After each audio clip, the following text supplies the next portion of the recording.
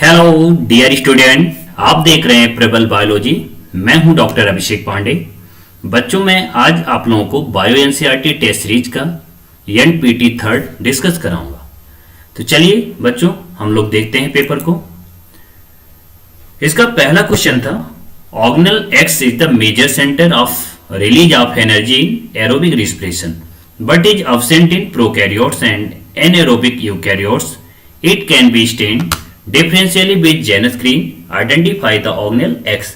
तो इस क्वेश्चन में बच्चों जो है आपको पूछा जा रहा है कि ऑर्गेनल X है और जिसका जो है अगर देखें मेजर सेंटर है जो रिलीज ऑफ एनर्जी का, कहां पे? एरोबिक रिस्पिरेशन में, ठीक है। लेकिन ये अब्सेंट है प्रोकैरियोट और एनएरोबिक यूकैरियोट्स में। और अगर जो है इसे स्टेन किया जाता है तो स्टेन इसे जो है जेनस ग्रीन से किया जाता है, ठीक है। तो आप इसको सेल स्ट्रक्चर एंड फंक्शन वाले चैप्टर्स में पढ़ भी चुके हैं साइटोलॉजी में कि जेनस ग्रीन से स्टेन किया जाए।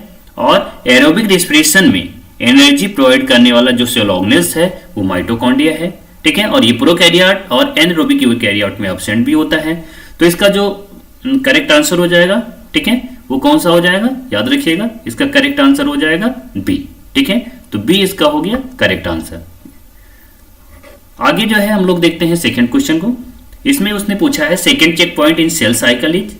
आपने ये सेल साइकिल में भी पढ़ा होगा, जब सेल डिवीजन आपको पढ़ाया जा रहा था उसके पहले आपको बताया गया था कि जो है दो चेक पॉइंट होते हैं। पहला चेक पॉइंट होता है G1 और यस के बीच में, और दूसरा चेक पॉइंट जो होता है वो G2 और यम के बीच में। और वहां पे जो साइक्लिन प्रोटीन रखता है उसे एक्टिवेट करने के लिए वो होता है माइटोटिक साइक्लिन। तो करेक्ट आंसर इसका हो जाएगा बेटा कौन सा? बी हो जाएगा, ठीक है, याद रखिएगा। चलिए थर्ड क्वेश्चन को अगर हम लोग देखते हैं यहाँ पे, तो थर्ड क्वेश्चन में इसने जो है आपसे पूछा है कि suppose A RNA molecule with repeating sequence of guanine and uracil nitrogen base, जिसमें आपको ये एमआरएनए की एक गुआनिन और यूरेसिल की, ठीक है, एक सीक्वेंस दी गई है। Guanine uracil, guanine uracil, uracil adenine, guanine uracil, guanine uracil, uracil adenine, ठीक है। ये सेंसाइज हो रही है। क्या है? ये आरएनए मॉलिक्यूल जिसमें गुआनिन यूरेसिल की नाइट्रोजन बेस ही बार बार रिपीट होके यहाँ पे आपको दिखाया जा रहे हैं। It produce a tetra peptide with alternating sequence of valine and leucine. यहाँ पे आपको बता रहा है कि ये जो है जो ये चेन है इससे जो प्रोटीन बन रही है वो टेट्रा पेप्टाइड है, ठीक है।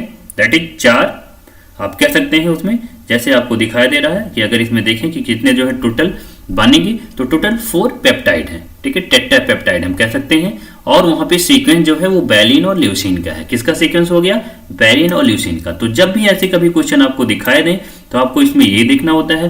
पहली बात तो अगर जो है ये आपको डायरेक्टली याद भी रहे डेटा तो भी आप कह सकते हैं कि वैलिन कोड होता है GUG से और ल्यूसिन UUA से, तो भी आप कर सकते हैं। अदरवाइज अगर वहां पे आप जो है चेन को देखते हैं आरएनए की तो भी आप इसको कंफर्म कर ले जाएंगे कि वैलिन और ल्यूसिन के लिए जो यहाँ पे कोड बन रहा है, तो कोड हमेशा जो आपको पता है, आप पढ़ भी चुके हैं, वो ट्रिपलेट होता है। कैसे होता है? ट्रिपलेट होता है। तो 3-3 का अगर सेट आप यहाँ पे बनाते हैं तो पहला सेट आपको जो है यहाँ पे मिल जाता है GUG का, फिर उसके बाद में मिल जाता है UUA का, फिर GUG का मिल जाता है, ठीक है, उसके बाद में फिर UUE का मिल जाता है। तो इससे जो है जो बनेगा वैलिन और ल्यूसिन के लिए, तो इसमें सीक्वेंस बनेगी आपकी जो थर्ड क्वेश्चन का सी वाला है, ठीक है, याद रखिएगा। चलिए फोर्थ क्वेश्चन को अगर हम लोग देखें तो ये फोर्थ क्वेश्चन जो पेपर में था, which of the following facilitate opening of stomatal aperture, ठीक है। हिस्टोमेटल एपर्चर के ओपनिंग के लिए जो है आसानी कौन प्रदान करता है, कौन प्रोवाइड करता है, मतलब कौन हेल्प करता है, आप ऐसा भी समझ सकते हैं, ठीक है। तो ट्रांसपोर्ट इन प्लांट में आपने पढ़ा होगा इस चीज को कि radial orientation of cellulose microfibril in cell wall, जो गार्ड सेल में होते हैं, ठीक है, वो जो है हेल्प करते हैं स्टोमेटा के ओपन में। तो इसका करेक्ट आंसर हो जाएगा फोर्थ का डी। कौन सा हो जाएगा? डी, याद रखिएगा। फिर इंपॉर्टेंट क्वेश्चन है, अपने माइंड करिएगा। फिर आगे उसके दिया गया है DNA is a genetic material which is proved bye experiment of. किसने जो है प्रूव किया, किसके एक्सपेरिमेंट में ये प्रूफ हुआ था कि डीएनए जेनेटिक मटेरियल है? तो अल्फ्रेड हार्से और मार्था चेज। जेनेटिक्स में जब आप पढ़ेंगे इसे मॉलिक्यूलर बेसिस ऑफ इनहेरिटेंस वाले चैप्टर्स में, तो इसका आंसर आपको मिल जाएगा, ठीक है। करेक्ट आंसर इसका बी हो जाएगा।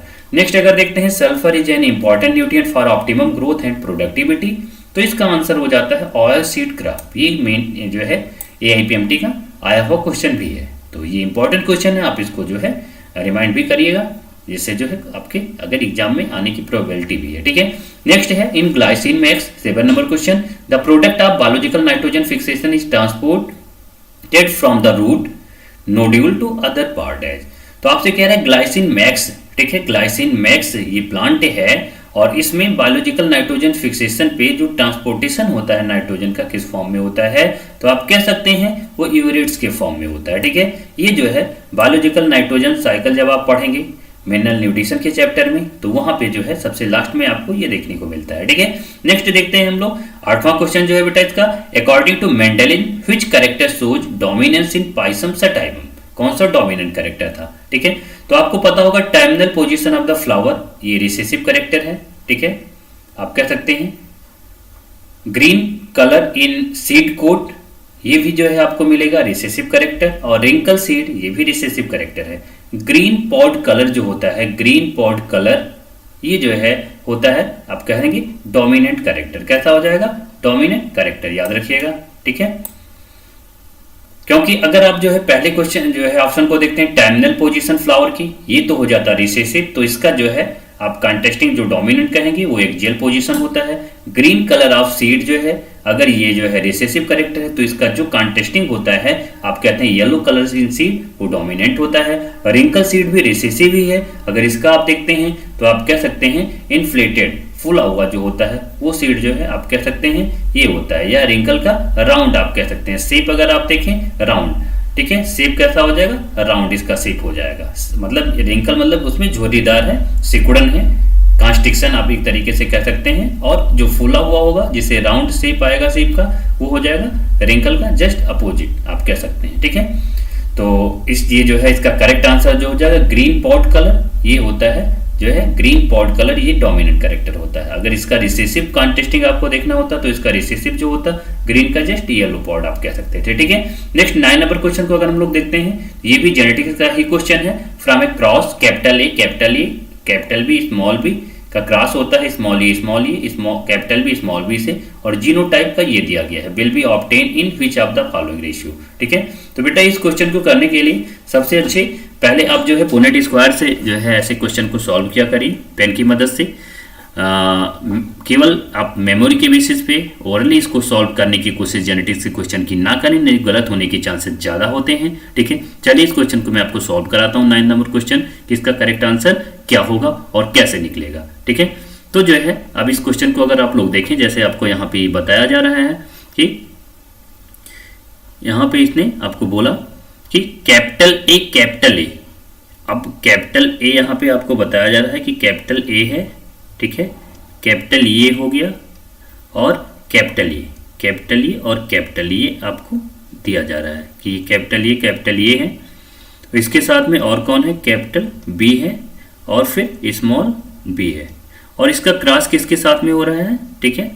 इसका जो क्रॉस किया जा रहा है ये क्रॉस किया जा रहा है स्मॉल ए और स्मॉल ए, ठीक है, स्मॉल ए और स्मॉल ए और स्मॉल ए, और फिर कैपिटल बी स्मॉल बी। इस चीज़ को नोटिस करिएगा, कैपिटल बी स्मॉल बी, इसके साथ में जो डायहाइब्रिड क्रॉस ही है तो ये हो जाएगा कैपिटल बी और स्मॉल बी। अब आपको पता है जब इसका आप गैमेट बनाएंगे बेटा, ठीक है, तो आप इसमें गैमेट बनाएंगे तो आप जैसे ही गैमेट बनाएंगे तो आपको पता है जब भी जो है गैमेट बनाते हैं तो जो होमोजाइगस होते हैं उसमें से जो है एक ही एलील और एक ही गैमेट बनते हैं, उसमें से only one type of gamete बनते हैं। बट यहाँ पे जो है ये जो है कैपिटल ए है, दूसरा वाला ये हेटेरोजाइगस है, दूसरा कैरेक्टर। तो एक बार कैपिटल ए के साथ में एक बार कैपिटल बी आएगा, ठीक है, और फिर उसके बाद में कैपिटल ए के साथ में आपको स्मॉल बी मिलेगा। क्या मिलेगा, कैपिटल ए के साथ में आपको स्मॉल बी मिलेगा। इसका अगर जो है आप गैमेट बनाते हैं, ठीक है, तो इसमें भी दो ही तरीके के गैमेट बनेंगे क्योंकि हेटेरोजाइगस कंडीशन दिख रही है एक में, तो एक के साथ में स्मॉल ये और फिर एक कैपिटल बी इसके साथ में, और फिर इसके साथ में स्मॉल ये और स्मॉल बी। तो इस तरीके के आपकी दो प्रकार के गैमेट इसमें हो गए। अब जब इसे बेटा इसको आप पुनेट स्क्वायर में रखते हैं ना, ठीक है, आप इसे जो है जैसे आप पुनेट स्क्वायर में रखेंगे तो पुनेट स्क्वायर में आप रखेंगे तो अभी जो है आपको ये रिजल्ट मिल जाएगा कि किस तरीके के जो है कौन कौन से इंडिविजुअल मिल रहे हैं। अब एक तरफ जो है एक साइड में आप इस गैमेट को रख देते हैं। इस गैमेट में जैसे आप कह सकते हैं ये कैपिटल ए है, ठीक है, और कैपिटल बी है, और इसके जो है नीचे आपने यहाँ पे रख दिया कैपिटल ए है और फिर स्मॉल बी है। ऊपर जो है आपने रख दिया इस ये दोनों गैमेट को, दोनों जो है स्क्वायर के ऊपर कह सकते हैं, इसमें आपने रख दिया स्मॉल ए और कैपिटल बी, और इसमें आपने रख दिया बेटा स्मॉल ए और स्मॉल बी। अब इनका जब आप क्रॉस कराते हैं तो ये जो है आपको यहाँ पे जो गैमेट मिलेगा, यहाँ मिलेगा कैपिटल ये एक मिलेगा, ठीक है, छोटा छोटा हम लिखते हैं कैपिटल ये मिलेगा,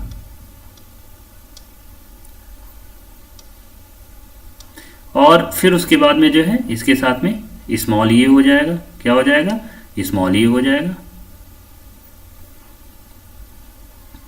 कैपिटल ये और स्मॉल ई, फिर हम कह सकते हैं कैपिटल बी और कैपिटल बी, ये मिल जाएगा।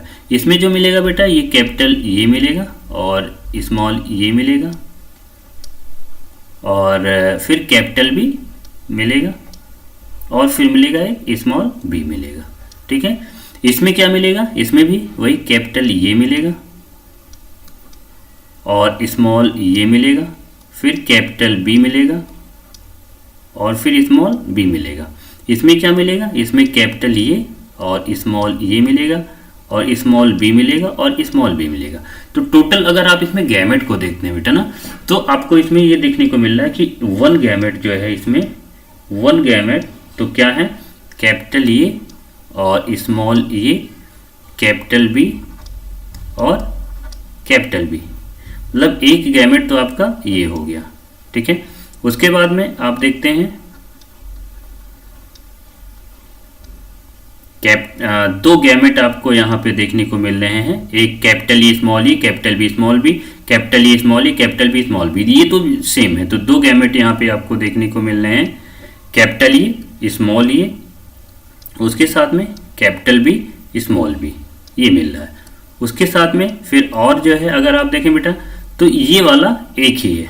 अब ये और ये मान लीजिएगा मैंने ऐसे दो लाइन खींच दिया, ये और ये बराबर हैं, सिमिलर हैं, जबकि ये और ये अलग अलग हैं। तो ये कैपिटल एक गैमेट हो गया, ये कौन सा वाला, तो बोलेंगे कि एक गैमेट यहाँ पे जो है आपको मिल जाएगा कि एक गैमेट जो हो जाएगा वो हो जाएगा, ठीक है, कैपिटल ये और उसके साथ में स्मॉल ये, स्मॉल बी और स्मॉल बी, ठीक है। इनके अलावा और भी और कोई गैमेट इसमें नहीं मिल रहा है। तो अगर यहाँ पे आप देखें कि इस चीज़ को रिमाइंड करिए, कैपिटल ये, स्मॉल ये, कैपिटल बी, इसके एक हो गए। उसके बाद में फिर कैपिटल ये small a, capital B small B के दो हो गए। उसके बाद में कैपिटल ये स्मॉल बी के एक हो गए। उसकी और यही उसने पूछा था, देखिए कैपिटल ये स्मॉल ये, कैपिटल बी स्मॉल बी के एक, कैपिटल ये स्मॉल ये, कैपिटल बी स्मॉल बी के जो है दो हो गए, और इसके जो है आपको एक मिल रहे हैं, कैपिटल स्मॉल बी के, आप ये देख सकते हैं, ठीक है। और जो है इस साल में स्मॉल बी, ठीक है, दैट इज स्मॉल बी वाले यहाँ पे एक भी नहीं मिल रहे हैं, तो इसका हो गया 0। तो करेक्ट आंसर इसका हो जाएगा बी, ठीक है। तो इस क्वेश्चन को ऐसे आप पुनेट स्क्वायर की मदद से आप गैमेट बना के सॉल्व कर सकते हैं, ठीक है।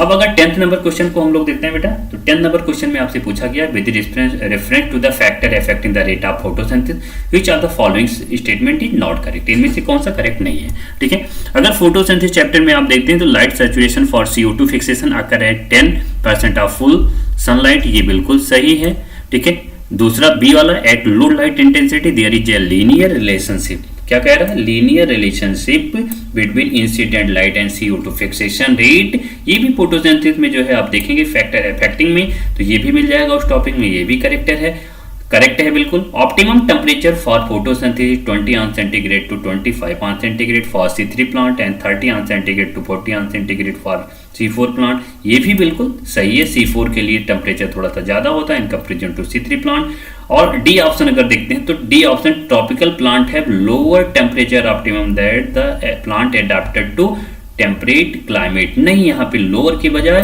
हायर होता है, क्या होता है, हायर होता है, इसलिए जो है डी आंसर इनकरेक्ट आपसे पूछ रहा था, नॉट करेक्ट, तो आंसर आपका हो जाएगा कौन सा, ये डी वाला, याद रखिएगा, ठीक है।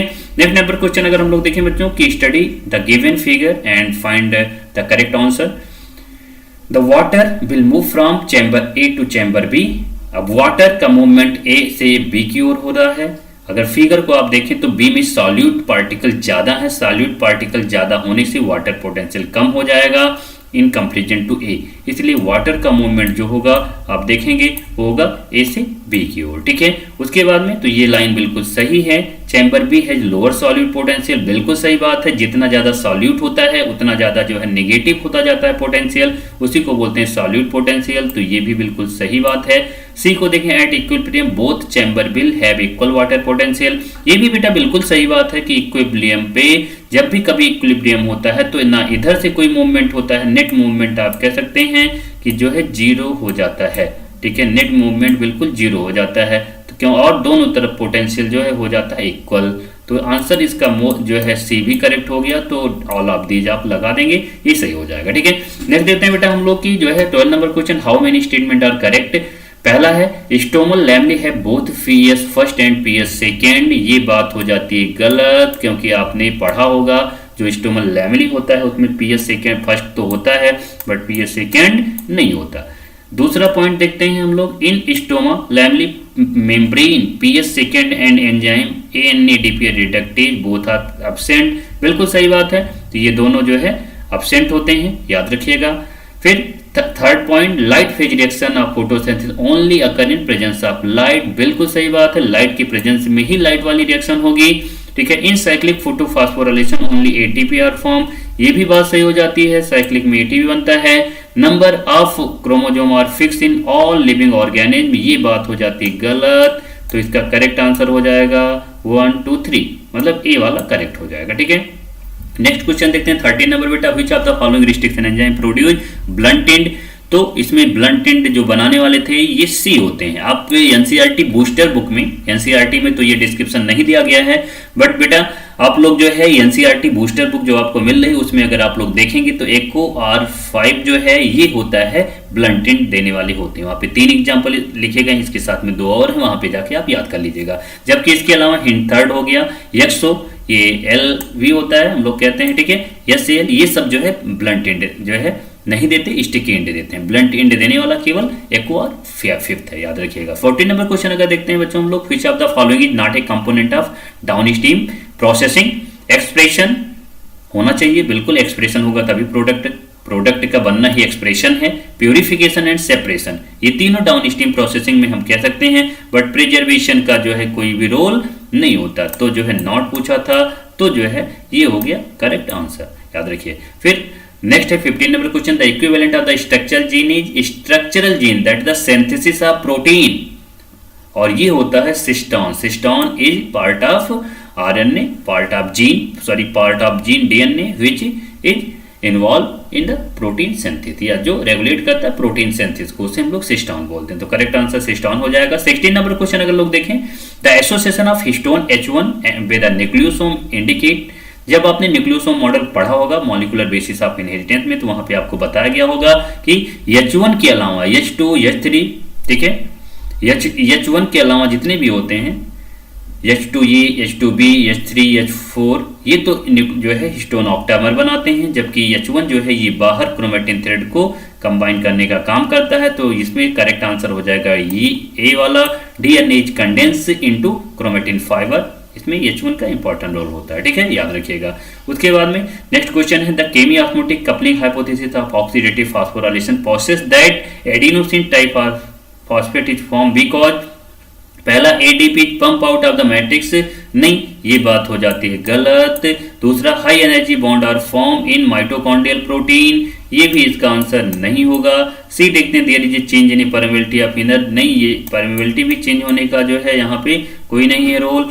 ये proton gradient form across the inner membrane, तो डी आंसर हो जाएगा, ठीक है, ये क्या है, ये प्रोटॉन है, याद रखिएगा, ठीक है। फिर 18 नंबर क्वेश्चन, ये biochemist measure the number of chromosome to be double in the cell during growing stage, बिल्कुल सिंपल क्वेश्चन, इसका आंसर ए सेल साइकिल में आप लोगों ने पढ़ा होगा, क्रोमोजोम के नंबर की डबलिंग होती है एनाफेज में, जबकि अगर डीएनए होता तो इसका आंसर हो जाता डी वाला। तो बट यहाँ क्योंकि डीएनए डबल होता है यस फेज में, जबकि यहाँ इसने पूछा क्रोमोजोम के बारे में, तो हो जाएगा एनाफेज। नेक्स्ट क्वेश्चन 19 हम लोग देते हैं बच्चों। तो how many ATP molecule are produced by anaerobic oxidation of one molecule of glucose. अब यहाँ पे बेटा याद रखिएगा एनारोबिक में एक ग्लूकोज मॉलिक्यूल से केवल 2 एटीपी का फॉर्मेशन होता है। इस चीज को आप याद करके रखिएगा, ठीक है।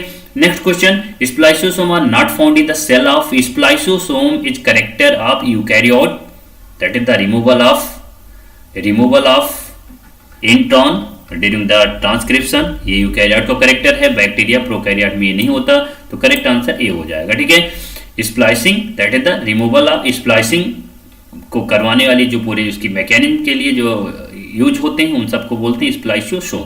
तो कैपिंग, टेलिंग और स्प्लाइसिंग वाला फिनोमेना आपको याद होगा, केवल यूकैरियोट में होता है, बैक्टीरिया प्रोकैरियोट में नहीं होता, ठीक है। तो इसका आंसर ये हो गया। 21 नंबर क्वेश्चन अगर हम लोग देखें तो ये gene whose expression help to identify transform cell in is known as, expression जो शो कराने वाले होते हैं ट्रांसफॉर्म सेल की होते हैं सेलेक्टेबल मार्कर, ठीक है। तो याद कर लीजिएगा इस चीज को भी और रिवाइज कर लीजिएगा टॉपिक को। There is a restriction endonuclease called Eco R first what does को, भाई जो है को का टर्म पूछा। ई होता है जीनस, सी वो होता है कोलाई और आर होता है जो है आर स्टेन होता है, ठीक है। याद रखिएगा, इन सारी चीजों को समझ चुके हैं आप लोग पहले भी। Which intermediate compound is involved in the synthesis of amino acid? Amino acid की सिंथेसिस में कौन सा इन्वॉल्व होता है? मिनरल न्यूट्रिशन चैप्टर में लास्ट टॉपिक को आप देखिएगा, वहां पे आपको ये क्वेश्चन क्लियर हो जाएगा। सी होगा अल्फा कीटोग्लूटारिक एसिड। नेक्स्ट देखते हैं which of the following is not correctly match? इनमें से कौन सा करेक्टली मैच नहीं है? डिले ब्लूमिंग, ठीक है। Whip tail disease of crucifer, ये तो गलत हो गया, ये मैच नहीं होता है क्योंकि आपको पता होता है डिले ब्लूमिंग मैग्नीशियम से नहीं होता, वो मॉलीबेडनम से होता है, ठीक है। याद रखिएगा। विप्टेल डिजीज जो है ये करेक्ट है, लेकिन इनकरेक्ट इसने पूछा था। खैरा डिजीज ये भी करेक्ट है, ठीक है। और डाइबैक डिजीज ऑफ सिट्रस ये कॉपर से होता है, ये भी गलत। तो इस क्वेश्चन में जो है 2 गलत थे, ए और डी वाले, याद रखिएगा। नेक्स्ट 25 नंबर क्वेश्चन को देखते हैं बच्चों हम लोग। इन C4 plant the first stable product of photosynthesis during dark reaction, पहला स्टेबल प्रोडक्ट कौन सा होता है जिसके नाम पे C4 साइकिल दिया गया? वो होता है ऑक्जेलोएस्टिक एसिड। जब जो है CO2 कंबाइंड होता है इसके साथ में जो है C4 साइकिल है, तो याद रखिएगा C4 प्लांट है तो पेप के साथ में फास्फोइनॉल पायरुवेट के साथ में बाइंड होता है, पहला स्टेबल कंपाउंड बनाता है ऑक्जेलोएसिटिक एसिड, याद रखिएगा, ठीक है। तो करेक्ट आंसर ये होगा। Next 26 number question, number of ATP molecule form during aerobic respiration in break down of one glucose molecule via glycerol 3 phosphate aspirate shuttle, बिल्कुल सही बात। ग्लिसरॉल 3 फास्फेट एस्पिरेट शटल में 36 एटीपी बनता है, 2 एटीपी को loss होता है, याद रखिएगा। क्यों लॉस होता है? क्योंकि जो साइटोप्लाज्म वाले NADH से निकले हुए प्रोटॉन इलेक्ट्रॉन को ले जाकर देने वाला होता है मैट्रिक्स में, वहां पे मैट्रिक्स को में रिसीव करवाता है FADH के द्वारा, जिससे 2 ATP का लॉस हो जाता है, तो 36 ATP बनता है, ठीक है। नेक्स्ट देखें प्लांट रेस्पिरेशन वाले चैप्टर में इसके बारे में मैंने आपको पढ़ाया होगा, बुकलेट को आप देख सकते हैं NCERT बूस्टर को, वहां पे क्लियर हो जाएगा। 27 नंबर क्वेश्चन को अगर हम लोग देखें बेटा तो the most abundant compound present in cell, सबसे ज्यादा पाया जाने वाला कंपाउंड इन सब में होता है, ये होता है प्रोटीन। ये NCERT बूस्टर में और NCERT बुक में भी इसके चार्ट को देख के आप समझ सकते हैं। नेक्स्ट है specificity of the protein is due to, protein का जो है स्पेशल कैरेक्टर किसके कारण से होता है? तो simply sequence of amino acid, क्योंकि सीक्वेंस ऑफ अमीनो एसिड आप चेंज कर दें तो जो है प्रोटीन भी चेंज हो जाएगी, ठीक है। तो next 29 question, following structure is related to which compound, ये स्ट्रक्चर दिया गया है, ये किससे रिलेटेड है? पहली बात सिंगल रिंग कंपाउंड है, तो ये होगा जो है पिरिमिडीन आप पढ़ते हैं, या तो यूरेसिल होता है या साइटोसिन होता है या थाइमिन होता है, ठीक है। तो थाइमिन में आपको पता है मेथाइल ग्रुप लगा होता है, बट यहाँ पे कहीं मेथाइल ग्रुप नहीं है, थाइमिन का नाम ही बोलते हैं 5 मेथाइल यूरेसिल, ठीक है। तो अगर मेथाइल ग्रुप नहीं है तो आप कह सकते हैं ये जो स्ट्रक्चर होता है ये होता है यूरेसिल, क्या हो जाएगा? यूरेसिल, याद रखिएगा, सिंगल रिंग कंपाउंड मेथाइल ना होने से यूरेसिल, ठीक है। नेक्स्ट है which of the following statement are not correct, इनमें से कौन सा करेक्ट नहीं है? अब ऐसे क्वेश्चन में आपको चारों ऑप्शन पढ़ना होता है। पहला ऑप्शन है ammonification is the process of decomposition of organic nitrogen of dead plant and animal into ammonia, ठीक है।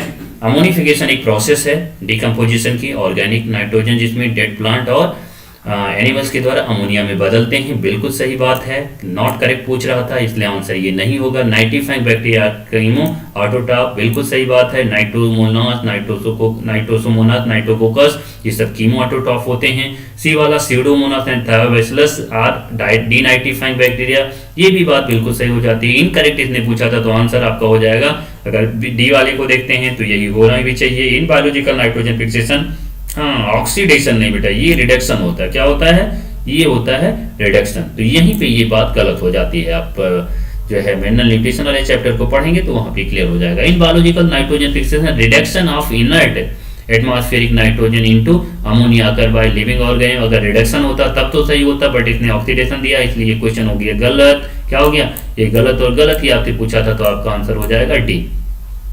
नेक्स्ट है, between which of the following stage GTP form by substrate level phosphorylation, इनमें से जो है कौन सा ऐसा है जो सबस्ट्रेट लेवल फास्फोराइलेशन GTP का फॉर्मेशन कराता है during Krebs cycle. Krebs cycle वाले फिगर को आप देखेंगे तो ये आपको क्लियर हो जाएगा बेटा। इसमें जो आंसर हो जाएगा, ये आंसर हो जाएगा बी। आप फिगर को देख लीजिएगा क्रेब्स साइकिल का एनसीईआरटी बूस्टर में, तो फिर आपका ये अच्छे से क्लियर हो जाएगा। कीटो ग्लूटारेट टू सक्सिनेट, याद रखिएगा, ठीक है। फिर उसके बाद में 32 नंबर क्वेश्चन को देखते हैं। Which of the following facilitate opening of stomatal aperture, ये क्वेश्चन आप रिपीट हुआ है, कर चुके हैं, डी होगा इसका। Which of the following is not a part of Krebs cycle, Krebs cycle का कौन सा इसमें से पार्ट नहीं है? डी हाइड्रोजनेशन होता है, बिल्कुल सही बात है। एसिटिलेशन होता है पहले स्टेप पे, डी कार्बोक्सिलेशन भी होता है। Oxidative phosphorylation is the step of electron transport, तो करेक्ट आंसर हो गया सी। फोटोसिंथेसिस अकर इन, फोटोसिंथेसिस व्हाइट लाइट में भी होता है और रेड लाइट में भी होता है, तो करेक्ट आंसर हो जाएगा D. Plant deficient of element zinc, zinc की कमी हो गई, बायोसिंथेसिस कौन से हार्मोन पे इफेक्ट हो पड़ेगा? ऑक्सिन के सिंथेसिस के लिए जिंक की इंपॉर्टेंट रोल होता है, इसलिए ऑक्सिन हार्मोन सिंथेसिस में बड़ा इफेक्ट पड़ेगा, याद रखिएगा। Pigment system first is concern with, first जो है कंसर्न होता है साइक्लिक फोटोफॉस्फोराइलेशन से, नॉन साइक्लिक से भी कंसर्न होता है, संबंधित होता है, इसलिए करेक्ट आंसर डी हो जाएगा। Which element related with stent growth of plant, बहुत बढ़िया क्वेश्चन, आप इसको रिमाइंड कर लीजिएगा, ये भी मिनरल न्यूट्रिशन वाले चैप्टर में मिलेगा। पोटेशियम भी होता है, नाइट्रोजन भी होता है और सल्फर भी होता है जो स्टेंट ग्रोथ करा सकता है, अगर इनकी डेफिशिएंसी हो तो करेक्ट आंसर हो जाएगा D. Formation of secondary phloem and secondary xylem, जैसे ही जो है सेकेंडरी और सेकेंडरी फ्लोएम और जाइलम की बात करेंगे या जो है कार की बात करेंगे तो इन सब का फॉर्मेशन होता है रीडिफरेंशिएशन से। ये भी आप जो है प्लांट ग्रोथ एंड डेवलपमेंट वाले टॉपिक को आप रिमाइंड करिएगा, एनसीईआरटी बूस्टर से भी रिमाइंड करेंगे तो भी अच्छे से आपको ये क्लियर हो जाएगा, ठीक है बेटा। और इंपॉर्टेंट क्वेश्चन है नीट पॉइंट ऑफ व्यू से, ठीक है। 39 क्वेश्चन को देखते हैं। Choose the correct pair from for the following, ligase join the two molecule, बिल्कुल सही बात है। Polymerase break the DNA into fragment, जैसे डीएनए पॉलीमरेज आपसे करेक्ट पूछा था तो polymerase enzyme break the DNA into fragment. Nuclease separate the two strand, exonuclease make cut specific position within DNA. ये जो है बी, सी और डी, ये तीनों जो है गलत। करेक्ट आंसर इसका हो जाएगा ए, क्योंकि करेक्ट इसने पूछा था तो करेक्ट जो है खाली एक है, एक यही ज्वाइन करता है, क्योंकि डीएनए फ्रेगमेंट को ब्रेक करने के लिए एंडोन्यूक्लियज एक्सोन्यूक्लियज होता है, ना कि पॉलीमरेज होता है। पॉलीमरेज तो पॉलीमराइजेशन कराता है, याद रखिएगा इसे। तो बी इसलिए जो है गलत हो जाएगा, ठीक है, बी इसलिए गलत हो जाएगा। उसके बाद में सी देखते हैं। Nuclease, nuclease separate the two strand, नहीं, दो स्ट्रैंड को सेपरेट करने के लिए। हेलिकेज जो है हाइड्रोजन बॉन्ड को ब्रेक करता है, न्यूक्लियेज नहीं होता है, ठीक है। एक्सोन्यूक्लियेज जो है कट करता है बट एंड पे कट करता है, जबकि इसने बेदिन बोला है तो ये भी गलत हो जाएगा, ठीक है। अच्छा क्वेश्चन था, रिमाइंड करिएगा। नेक्स्ट देखते हैं 40 number question. The product of reaction, product yes of reaction catalyzed by nitrogenase in root nodule of leguminous plant is, product जो होता है बेटा बायोलॉजिकल नाइट्रोजन साइकिल में आप देखेंगे अमोनिया और हाइड्रोजन होता है, ये दोनों बनते हैं। इंपॉर्टेंट क्वेश्चन है। Which are the following is an inclusion body found in prokaryote, glycogen granule भी इंक्लूजन बॉडी है, फॉस्फेट ग्रेन्यूल भी है, साइनोफाइसिन ग्रेन्यूल भी है, तो आंसर हो जाएगा D. The specific palindromic sequence which is recognized by echo R first ये होता है 5 to 3 डायरेक्शन में GATTC और 3 to दूसरे जो है कंप्लीमेंट्री स्टेट पे CTTAAG होता है, तो करेक्ट आंसर इसका हो जाएगा ए, याद रखिएगा। नेक्स्ट है रॉन्ग, आपको स्टेटमेंट देखना है रिस्ट्रिक्शन एंजाइम के लिए, बहुत अच्छा क्वेश्चन था। Identify the wrong statement with regard to restriction enzyme. कई बच्चों ने इस क्वेश्चन को जो है गलत किया है। उसका रीजन ये है क्योंकि इसमें दिए गए चारों के चारों स्टेटमेंट सही हैं। 40 नंबर 3 क्वेश्चन में चारों की चारों स्टेटमेंट सही हैं, बट आपको क्वेश्चन में पूछ रहा है कि रिस्ट्रिक्शन एंजाइम के लिए दिए गए चारों ऑप्शन में कौन सा रॉन्ग है, गलत है। केवल रिस्ट्रिक्शन एंजाइम के लिए आपको फोकस करना है कि रिस्ट्रिक्शन एंजाइम कौन सा काम नहीं करता। तो ए में each restriction enzyme function as inspecting the length of DNA sequence, restriction enzyme के लिए ये बात सही है। फिर दूसरी बात, they cut the strand of DNA at palindromic site, ये भी बात रिस्ट्रिक्शन एंजाइम के लिए सही है। They are useful in genetic engineering, ये भी बात सही है रिस्ट्रिक्शन एंजाइम के लिए। The sticky end can be joined by using DNA ligase, ये स्टेटमेंट तो सही बट रिस्ट्रिक्शन एंजाइम के लिए ये गलत है। तो जो है गलत ही आपसे पूछा था, ठीक है। तो रिस्ट्रिक्शन एंजाइम के लिए गलत है। रिस्ट्रिक्शन एंजाइम के लिए कोई भी जो है काम लाइगेज मतलब जोड़ने वाला नहीं है, तो ये डी आंसर हो जाएगा, ठीक है। नेक्स्ट 44 नंबर क्वेश्चन को देखते हैं। Find out correct statement from the following, इसमें से आपको करेक्ट स्टेटमेंट देखना है। पहला, plant require exposure to light for a period exceeding ये वेल डिफाइंड क्रिटिकल ड्यूरेशन, ठीक है। बहुत बढ़िया क्वेश्चन। इस क्वेश्चन को जो है आप अगर रिमाइंड करें तो अच्छा जो है आपको इसमें से मिलेगा। क्या कह रहा है आपसे कि plant require exposure to light for a period exceeding ये वेल डिफाइंड क्रिटिकल पीरियड, ठीक, क्रिटिकल ड्यूरेशन, ठीक है। लाइट की ज्यादा जरूरत होती है। दूसरा, तो ये बात सही हो जाएगी। Neutral plant having no such correlation between exposure to light, ये भी बात सही। न्यूट्रल प्लांट का कोई भी कोरिलेशन नहीं होता फ्लोरिंग के लिए लाइट के यूज होने में। Phytoalexin that substance which accumulate around a site of infection, ये भी बात सही हो जाएगी, ठीक है, याद रखिएगा। ये भी बात सही हो जाएगी। At early stage oxygen promote, नहीं, अर्ली स्टेज पे ये जो है प्रमोट नहीं करता है, ये प्रिवेंट करता है फ्रूट और लीफ ड्रॉप को। ये जो है अर्ली स्टेज में क्या करेगा, जो है प्रिवेंट करता है, तो इसलिए ये गलत हो गया। तो 1 2 3 करेक्ट हो गया, इसका आंसर हो गया सी, ठीक है। 45 नंबर क्वेश्चन को देखते हैं। ये short plant which given longer photoperiod it's critical photoperiod, तो नो फ्लोरिंग एट ऑल, ऐसे प्लांट कोई भी फ्लोरिंग नहीं करते हैं, तो सी आंसर हो जाएगा। फिर 46 number question, first discovered restriction endonuclease, first discovered से इसको कर सकते हैं, ये होता है सेकंड, ठीक है। और आप क्वेश्चन को पढ़िएगा तो बिल्कुल 6 बेस पेयर को ये सीक्वेंस करके स्पेसिफिक रिकॉग्नाइज करता है, ठीक है। The term nucleon for the genetic, ये भी सिंपल क्वेश्चन, पैट्रिक मिश्र थे, इन्होंने जो है ये नाम दिया था। आगे, attachment of spindle fibre to kinetochore of chromosome become evident in, ये जो है आपको एविडेंट काइनेटोकोर का स्पिंडल फाइबर का जुड़ना जो है दिखाई देगा, एविडेंट होगा क्लियरली मेटाफेज में, ठीक है। नेक्स्ट क्वेश्चन देखते हैं।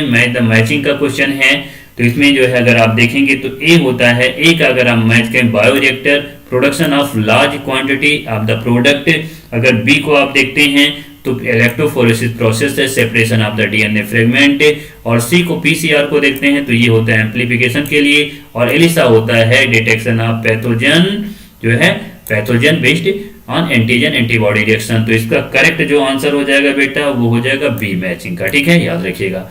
Which of the following statement is incorrect, कौन सा इसमें इनकरेक्ट है, इसमें कौन सा सही नहीं है, ठीक है। तो इस क्वेश्चन को अगर आप देखते हैं तो रोबिस्को एक बाइफंक्शनल एंजाइम, बिल्कुल बात सही है। In C4 plant the site of RuBisCO activity in mesophyll cell, RuBisCO activity mesophyll cell में नहीं होती जबकि ये बंडल सी सेल में होती, इसलिए ये बात हो जाएगी गलत। फोटोसिंथेसिस इन हायर प्लांट वाले टॉपिक को आप देखिएगा, चैप्टर को देखिएगा, ठीक है। तो substrate molecule RuBisCO activity is ये 5 कार्बन कंपाउंड, बिल्कुल सही बात है।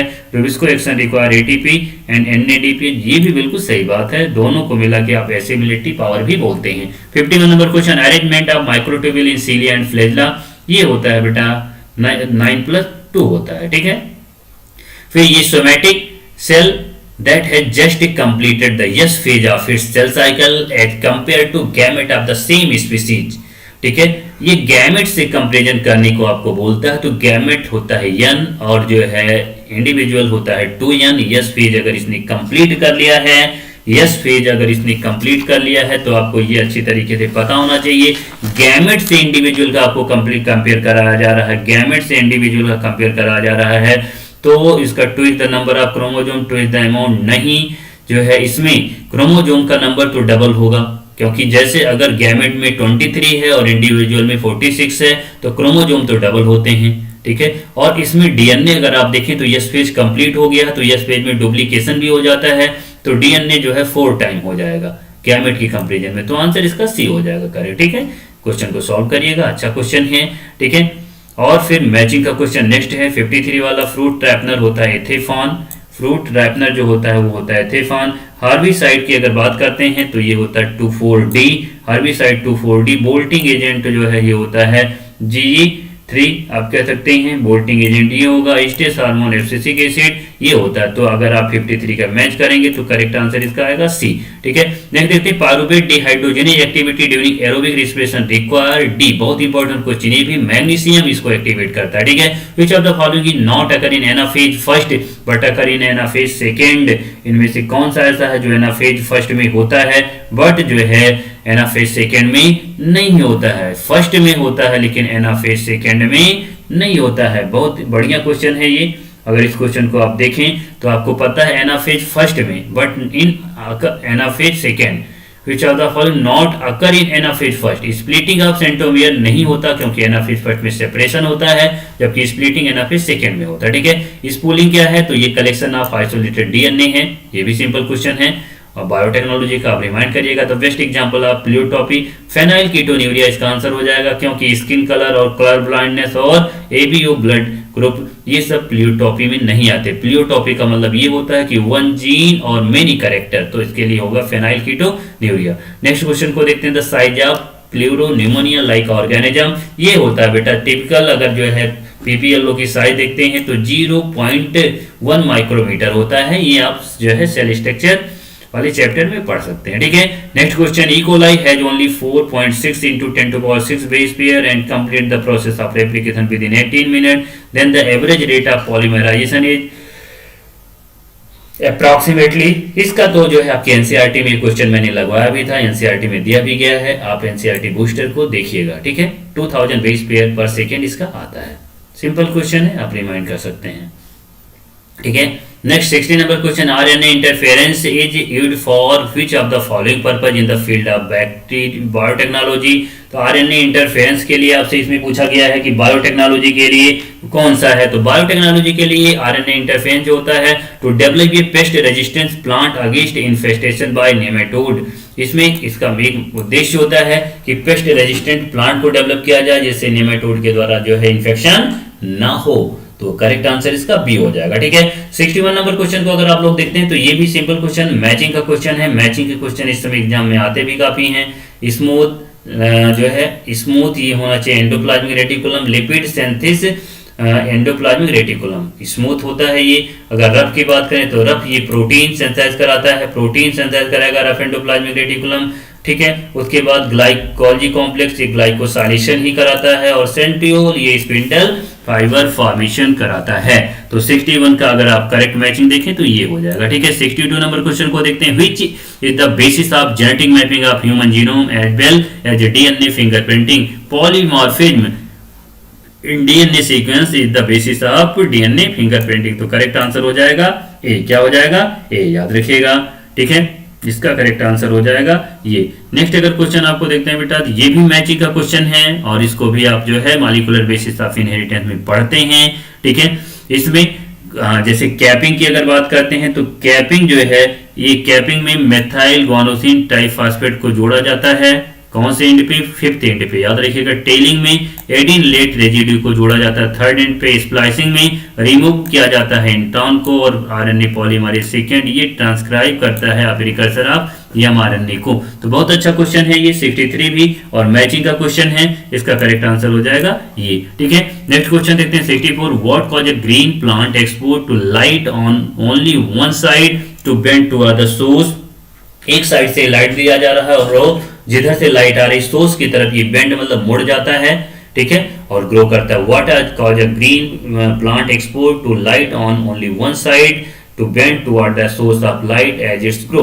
ठीक है, तो बहुत बढ़िया क्वेश्चन है कि किसी प्लांट के ऊपर मान लीजिए ये कोई प्लांट है और इसके ऊपर जो है आप जिधर से लाइट डाल रहे हैं, जिधर से लाइट डाल रहे हैं उसी की तरफ जो है ये मुड़ जाता है, उसी की तरफ ये मुड़ जाता है। तो इसका मेन रीजन ये होता है बेटा कि जो है जिधर से लाइट आ रही है उधर से मोड़ने के लिए रिस्पॉन्स, आपने जो है प्लांट ग्रोथ एंड डेवलपमेंट वाले चैप्टर में प्लांट हार्मोन में पढ़ा होगा, उसमें आपको बताया गया होगा कि ऑक्सीजन जो है वो सैडेड साइड में, जिधर से लाइट आ रही है उसकी अपोजिट डायरेक्शन मतलब इस साइड में जो है क्या होता है, एक्यूमुलेट होता है, और इधर जो है सेल की जो है एलोंगेशन के लिए रिस्पॉन्सिबल होता है, सेल की एलोंगेशन ज्यादा कराता है, स्टिमुलेट करता है, इसलिए करेक्ट आंसर हो जाएगा ए। ठीक है, फिर आगे during replication topoisomerase help in, topoisomerase का काम आपको मैंने डीएनए रेप्लिकेशन में पढ़ाया था कि टोटल 10 एंजाइम होते हैं जो डीएनए रेप्लिकेशन कराते हैं, उसमें टोपो आइसोमरेज टेंशन को रिलीज करता है जो हेलिकेज के बॉन्ड हाइड्रोजन बॉन्ड तोड़ने से बने हुए थे अपोजिट एंड पे। ठीक है, 66 number, which of the following is not an inhibitive substance governing seed dormancy. इस क्वेश्चन को भी कुछ लोगों ने गलत किया था और इंपॉर्टेंट क्वेश्चन आपसे इस क्वेश्चन में पूछ रहा है कि व्हिच ऑफ द फॉलोइंग, इन चारों में कौन सा ऐसा नहीं है, जो चारों दिए गए इनमें से कौन सा ऐसा नहीं है जो नॉट एन इनहिबिटिव सब्सटेंस, जो इनहिबिटिव सब्सटेंस नहीं है और सीड डोर्मेंसी को गवर्न करता है, तो ये है जिबरेलिक एसिड। ठीक है, ये ग्रोथ पॉजिटिव हार्मोन है, इनहिबिटिव नहीं है, स्टिमुलेटिंग है, बट ये सीड डोर्मेंसी को गवर्न करता है। ठीक है, फिर आगे find out the incorrect statement of the following, इनमें से गलत कौन सा है। There are 20 type of tRNA, बिल्कुल सही बात है। The UTR untranslated region present at both fifth end and third end of the mRNA, ये भी बात सही है। Largest subunit of ribosome encounter and mRNA during translation, ये बात गलत है, लार्जर नहीं स्मॉल सबयूनिट जो है इनकाउंटर करता है mRNA। फिर regulation of lac operon repressor refer to as negative regulation, regulation of lac operon by repressor refer to as, ठीक है, ये भी बात सही है। ठीक है, रेप्रेशर जो है नेगेटिव रेगुलेशन ही कराता है। नेक्स्ट नंबर क्वेश्चन देखिए, ये भी मैचिंग का क्वेश्चन है। Inhibitor of catalytic activity, catalytic activity का इनहिबिटर कौन होता है। ठीक है, कैटालिटिक एक्टिविटी का इनहिबिटर कौन होता है, तो ये भी अच्छा क्वेश्चन है। ठीक है, इसको भी आप आसानी से मैच कर सकते हैं कि जो मेलोनेट होता है बेटा वो जो है एक तरीके से इनहिबिटर होता है, आप कह सकते हैं क्या होगा, इनहिबिटर होगा। उसके बाद में जो है सेल वॉल बैक्टीरियल फंजाई, ये काइटिन की ही बनी होती है। सेल वॉल जो है बैक्टीरियल फंजाई, जबकि प्रोसेस पेप्टाइड बॉन्ड ये होते हैं कोलेजन में, और सेल वॉल जो है फंजाई की ये काइटिन की ही बनी है, तो ये इसको आप कहते हैं सेकेंडरी मेटाबोलाइट जो होता है ये होता है अरिसिन। तो इसका जो है करेक्ट जो होगा वो ये हो जाएगा ये। ठीक है, आप देख लीजिएगा इस चीज को। नेक्स्ट है 69 number question, select the option which is not correct with respect to the enzyme action. तो इसमें substrate bind with enzyme as its active site, बिल्कुल सही बात है। Addition of lot of succinate does not reverse the inhibition of succinic dehydrogenase by malonate, नहीं, अगर आप जो है सक्सिनेट का अमाउंट ज्यादा मिला देते हैं तो जो मेलोनेट ने जो है एक तरीके से इनहिबिशन किया था उसको कम कर दिया जाता है, जबकि ये बोल रहा नॉट रिवर्स, इसलिए जो है ये बात हो जाएगी गलत। और आपसे जो है यही पूछा गया था कि करेक्ट कौन सा नहीं, तो करेक्ट आंसर हो जाएगा, आपका आंसर हो जाएगा बी, क्योंकि उसने इनकरेक्ट पूछा, इनकरेक्ट यही है। सी को देते हैं non competitive inhibitor bind the enzyme site, ये भी सही हो जाएगा, और मेलोनेट के बारे में भी ये बात सही हो जाएगी। ठीक है, DNA fingerprinting recognise the difference in satellite DNA, bulk DNA और जो है रिपीटेड डीएनए, तो ये भी सही है, और सी भी सैटेलाइट डीएनए रिपीटेड डीएनए यही सब पॉलीमॉर्फिन जो है शो कराते हैं, तो डी आंसर करेक्ट हो जाएगा। फिर the flagella of the prokaryotic and eukaryotic cell vary in, ये भी सिंपल क्वेश्चन साइटोलॉजी में आपको पढ़ाया गया था, microtubular organization and type of movement, ये प्रोकैरियोटिक यूकैरियोटिक फ्लैजेला में डिफरेंस करते हैं। ठीक है, नेक्स्ट ये DNA molecule in which both stage have radioactive thymidine, दोनों स्टेज में रेडियोएक्टिव थायमिडिन डाल दी गई है। Permitted to replicate in environment contain non radioactive thymidine, ऐसे जो है एटमॉस्फेयर में उससे रेप्लिकेट कराते हैं जहां पे नॉन रेडियोएक्टिव थायमिडिन है। What is the right number of the DNA molecule, DNA molecule का नंबर अगर आपसे पूछ रहा है तो याद रखिएगा कि अगर जो है एक डीएनए आपने जो है लेके रेप्लिकेशन कराया, भाई एक डीएनए मॉलिक्यूल अगर लेके आप रेप्लिकेशन यहाँ पे करा रहे हैं और फिर आगे के मीडियम जो आप प्रोवाइड कर रहे हैं वो नॉर्मल वाला प्रोवाइड करा रहे हैं, तो जब ये जो है आगे अभी जब ये स्टैंड यहाँ पे जो आपको दिखाई दे रही है ये ओल्ड स्टैंड, यहाँ पे ये टेम्पलेट बनेगी, और इस पे जो है जब ये यहाँ पे ये टेम्पलेट बनेगा, क्या होगा, यहाँ पे ये टेम्पलेट बनेगा, याद रखिएगा। तो यहाँ पे जब ये टेम्पलेट बनेगा तो यहाँ पे जो है ये जैसे यहाँ पे मैं एक ये मीडियम को दिखा देता हूँ और इसको मैंने ऐसे दिखा दिया मीडियम को, तो अब जितने भी आगे फिर जो है ये दोनों यहाँ पे ये दोनों टेम्पलेट हो जाएंगे, ये दोनों टेम्पलेट हो जाएंगे, तो हाइब्रिड वाला जो डीएनए होगा ये हमेशा ये 2 ही होगा। ठीक है, तो इसको जो है आप पढ़ लीजिएगा, मैंने आपको सेमी कंजर्वेटिव मॉडल में इसको पढ़ाया भी होगा, तो आंसर हो जाएगा 2 सच मॉलिक्यूल। ठीक है, याद रखिएगा। Which statement about DNA structure is correct, इनमें से कौन सा जो है करेक्ट है। ठीक है, तो द 2 स्ट्रैंड आर आइडेंटिकल, नहीं आइडेंटिकल नहीं होते, आइडेंटिकल नहीं होते तो ये भी गलत, ये भी गलत। द 2 साइड आर कंप्लीमेंट्री, तो होते हैं सेम डायरेक्शन में रन नहीं करते तो ये भी गलत। The 2 strand side are complementary run in opposite direction, तो डी सही हो जाएगा। कौन सा सही हो जाएगा? डी, याद रखिएगा। फिर the technique of distinguish the individual based on their DNA print pattern is called DNA fingerprinting, तो इसका ए सही हो जाएगा। ठीक है, the correct order of procedure in DNA profiling is, DNA fingerprinting में आपने पढ़ा होगा, पहले डीएनए आइसोलेशन कराते हैं, फिर रिस्ट्रिक्शन डाइजेशन कराते हैं, पीसीआर एम्प्लीफिकेशन कराते हैं, इलेक्ट्रोफोरेसिस कराते हैं, साउदर्न ब्लॉटिंग, ऑटो रेडियोग्राफी, फिर एनालिसिस करते हैं डीएनए प्रिंट का। तो करेक्ट आंसर इसका हो जाएगा बेटा B. Pick the incorrect statement, कौन सा इसमें जो है इनकरेक्ट है ये आपको देखना है। Mitochondrial DNA is known as empty DNA, बिल्कुल जो है सही है, आपको इनकरेक्ट ढूंढना था। Mitochondria the power house of cell, ये भी सही है। Mitochondria the site of the for Calvin cycle, नहीं, केल्विन साइकिल मतलब C3 साइकिल जो होता है क्लोरोप्लास्ट में, तो ये गलत हो जाएगा और ये भी सही हो जाएगा। ऑक्सीडेटिव फास्फोराइलेशन भी होता है। Inner mitochondrial membrane has cytochrome oxidase, सही बात है। NADH डिहाइड्रोजनेज ये भी होता है। BC1 कॉम्प्लेक्स ये भी होता है। आंसर हो गया इसका डी। ठीक है, फिर this is the correctly match pair, कौन सा इसमें से करेक्ट मैच है? लाइसोसोम इन्वॉल्व में सिंथेसाइजिंग अमीनो एसिड, नहीं, लाइसोसोम डाइजेशन का काम करता है, अमीनो एसिड सिंथेसाइज नहीं करता। Microsome take part in photosynthesis, ये भी जो है गलत है। Centrosome provide enzyme essential for digestion, ये भी बात सही गलत है। एंडोप्लाज्मिक रेटिकुलम है role in formation of new nuclear membrane, बिल्कुल सही बात है। जब जो है सेल साइकिल चल रही होती है तो फिर से टीलोफेज में, जब फिर से जो है एक तरीके से प्रोफेज का जो रिवर्स स्टेज होता है, टीलोफेज में सारे के सारे सेल ऑर्गेनेल्स और न्यूक्लियर मेम्ब्रेन बनने लगते हैं, तो वो न्यूक्लियर मेम्ब्रेन एंडोप्लाज्मिक रेटिकुलम से ही बनता है। नेक्स्ट एंथोसायनिन पिगमेंट आ रहा है। एंथोसायनिन पिगमेंट एक ऐसा पिगमेंट है जो वाटर सॉल्युबल होता है बेटा, और ये वैक्यूल में लोकेटेड होता है।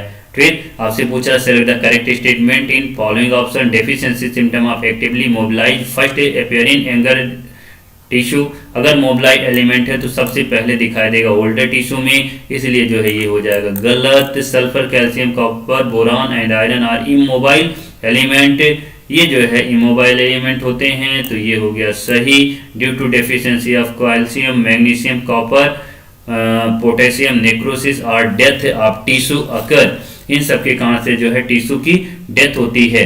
तो 80 नंबर क्वेश्चन में जो है अगर आप देखते हैं तो जो है यहाँ पे कैल्शियम, मैग्नीशियम, कॉपर और पोटेशियम ये भी जो है क्या होते हैं, सही होते हैं। ठीक है, ये बिल्कुल नेक्रोसिस कराते हैं, तो 2 ऑप्शन इसमें करेक्ट हो जाता है, पहला गलत हो जाएगा। ठीक है, क्लोरोप्लास्ट डज नॉट कंटेन, तो क्लोरोप्लास्ट में एंथोसायनिन नहीं होगा क्योंकि वो वैक्यूल्स में होता है, अभी ऊपर भी ये क्वेश्चन कर चुके हैं।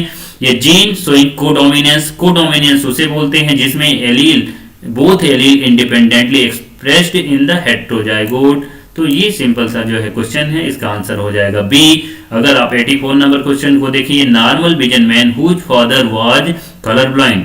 ठीक है, अब जेनेटिक्स के क्वेश्चन मैंने आपको पहले बोला था कि जैसे आपको मिले आप पेन का यूज करके क्वेश्चन को सॉल्व करने की कोशिश करें जिससे क्वेश्चन गलत नहीं होगा। क्या है, नॉर्मल विजन मैन है, मैन कैसा है, वो नॉर्मल विजन है, तो यक्स और वाई जो है मैंने ये मैन का दिखा दिया। नॉर्मल विजन है क्योंकि जो है colour blindness x link disorder है, इसलिए जो है इसके एक्स के ऊपर जो है कोई भी जीन कलर ब्लाइंड का नहीं, इसलिए ये हो गया नॉर्मल।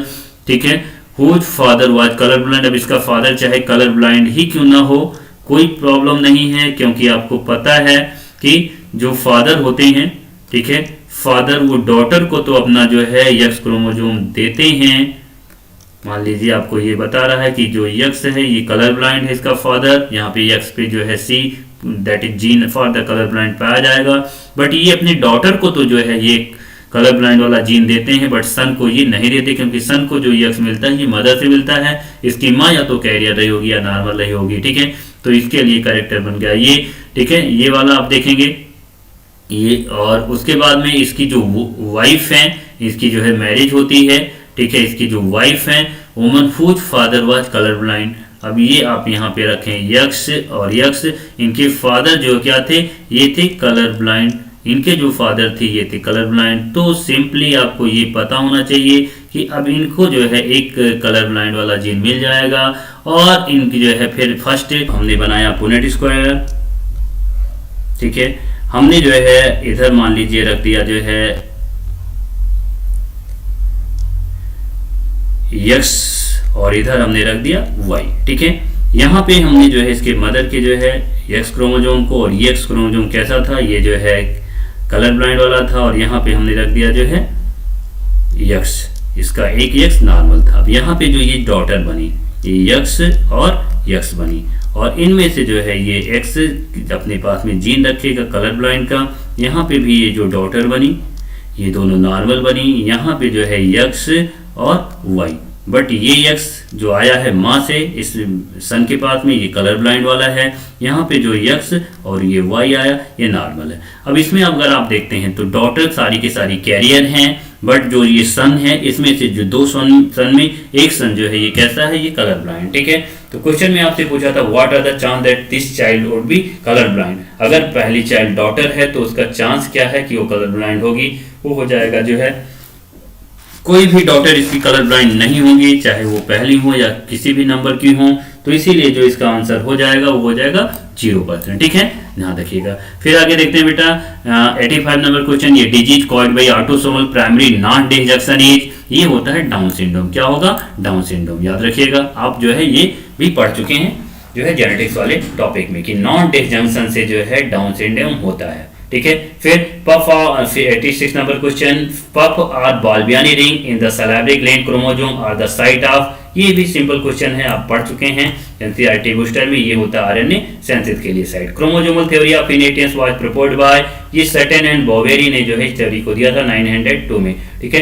ये colour blind daughter may be born if father is, अब कलर ब्लाइंड डॉटर की बात कर रहा है, ठीक है। इसी क्वेश्चन में अगर हम लोग देख लें कि डॉटर, ये दोनों में से कोई भी डॉटर कलर ब्लाइंड किस केस में हो सकती हैं, ये कलर ब्लाइंड तभी हो सकती हैं जब माँ कम से कम कैरियर हो, और ये फादर, जो फादर के पास जो यक्स है इसके ऊपर कलर ब्लाइंड हो, जीन हो, तो फिर जाके जो है आपको 50% डॉटर ऐसे मिलेगी जो कलर ब्लाइंड मिलेंगे, और 50% फिर मिलेंगी कैरियर, याद रखिएगा।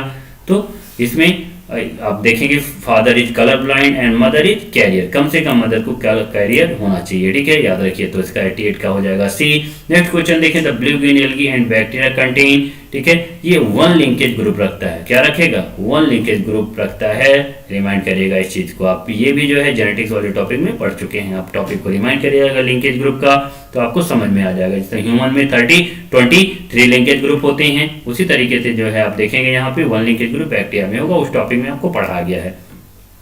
नेक्स्ट, ये women with normal vision but whose father was colour blind marry a colour blind man, suppose that the fourth child of this couple was boy, the boy, क्या होगा boy, कह रहा women with normal vision, women कैसी है, normal vision है, but whose father was colour blind. तो ऊपर वाले क्वेश्चन के बेसिस पे भी इसको सॉल्व कर सकते हैं कि इसकी जो माँ है वो विजन तो नॉर्मल है, बट उसके फादर कैसे थे, कलर ब्लाइंड थे, ठीक है। तो फादर की कलर ब्लाइंड होने पे ये हो जाएगा कैरियर, ये कैसी हो जाएगी, ये हो जाएगी कैरियर, ठीक है। और मैरी ये कलर ब्लाइंड मैन, और इसकी मैरिज होती है कलर ब्लाइंड मैन से। तो इसको मैं क्वेश्चन को अगर आपको सॉल्व कर रहा हूं तो आपको समझ सकते हैं यहाँ पे बेटा कि जैसे इसके यस दैट इज मैंने लिख दिया, इनके फादर को लिख दिया। अब जब फादर को यहाँ पे लिखा तो ये फादर का जो हो गया क्रोमोसोम एक्स और वाई, और ये इसके फादर जो है जो वुमेन है उसके कैसे कलर ब्लाइंड क्यों है, क्योंकि एक्स पे ये जीन पाया जाता है। अब ये जो इनकी डॉटर बनी दैट इज जो यहाँ पे वुमेन है, ये जो है कह रहा है नॉर्मल है, नॉर्मल है, इसका मतलब जो है इस, अब ये नॉर्मल है तो इस, ये नॉर्मल है बट ये कैरियर होगी कम से कम। रीजन क्या है, क्योंकि ये फादर से एक जीन इसे मिलेगा, और इसकी जो शादी हो रही है, इसकी मैरिज हो रही है, वो किससे हो रही है, मैरी कलर ब्लाइंड मैन, जो ये मैन है इसकी मैरिज हो रही है वो है कलर ब्लाइंड। अब आप खुद सोचिए कि जो इनसे ऑफस्प्रिंग बनेंगे, अगर आप पुनेट स्क्वायर से इस क्वेश्चन को सॉल्व करें तो यहाँ पे जो है आपको ये क्लियर हो जाएगा कि जो ये क्वेश्चन भी पूछना चाह रहा है, ठीक है। तो कभी भी ऐसे क्वेश्चन आए तो आप पेन का यूज करें, और इसमें जो है पेन के यूज से जो है आप आसानी से समझ सकते हैं, जिसमें जो है आपको कंफ्यूजन नहीं होगा और गलत नहीं होगा, ठीक है। तो जैसे यहाँ पे मैंने दिखा दिया यक्स और जो है वाई दिखा दिया, और यक्स ये कैसा है, कलर ब्लाइंड वाला है, मैंने यहाँ पे दिखा दिया यक्स और यक्स दिखा दिया। और ये एक्स कैसा है, ये भी कलर ब्लाइंड वाला, एक कलर ब्लाइंड वाला जीन रखता है। यहाँ पे जो ये बनी डॉटर, ये यक्स और ये जो है बनी कलर ब्लाइंड। यहाँ पे जो बनी जो है डॉटर यक्स और यक्स, बट ये बनी कैरियर। यहाँ पे जो बना यक्स और वाई, ये बना कलर ब्लाइंड। यहाँ पे बना यक्स और जो है वाई, आप कह सकते हैं ये जो है बना नॉर्मल। अब इस क्वेश्चन में उसने पूछा था पॉसिबिलिटी क्या है, ठीक है, क्या होगा। जो बॉय होगा, ये बोला है कि suppose that fourth child of this couple was a boy. जो फोर्थ चाइल्ड है वो बॉय है, 10 बॉय। अब आप खुद देखिए कि इसमें जो है 2 boy that is 50% colour blind और 50% वाले हैं कहते हैं नॉर्मल। ये तो हो गया, यहाँ पे आपको दिख रहा है ये कैसा है, ये है नॉर्मल, ठीक है। और 50% आप देखते हैं, 50% आप कह सकते हैं कैसे हैं, ये है नॉर्मल। और 50% आप देखते हैं यहाँ पे है कलर ब्लाइंड वाले। 50% वाले आपको यहाँ पे दिख रहे हैं बेटा, कलर ब्लाइंड वाले कैसे दिख रहे हैं, कलर ब्लाइंड वाले। तो मे बी कलर ब्लाइंड और मे बी नॉर्मल, तो आंसर इसका करेक्ट हो जाएगा डी, ठीक है बच्चों। तो ये सारे क्वेश्चन आपने जो है सॉल्व किया। इसमें जिस भी क्वेश्चन पे अगर आपको कंफ्यूजन रहा होगा उसको आप एक बार रिवाइज कर लीजिएगा एनसीईआरटी बूस्टर बुक को, जिससे जो है आपका टॉपिक क्लियर हो जाएगा अच्छी तरीके से, ठीक है। चलिए बच्चों, हम लोग जो है फिर मिलेंगे अब नेक्स्ट जो है पेपर के डिस्कशन में या किसी और टॉपिक को पढ़ते हुए, ठीक है।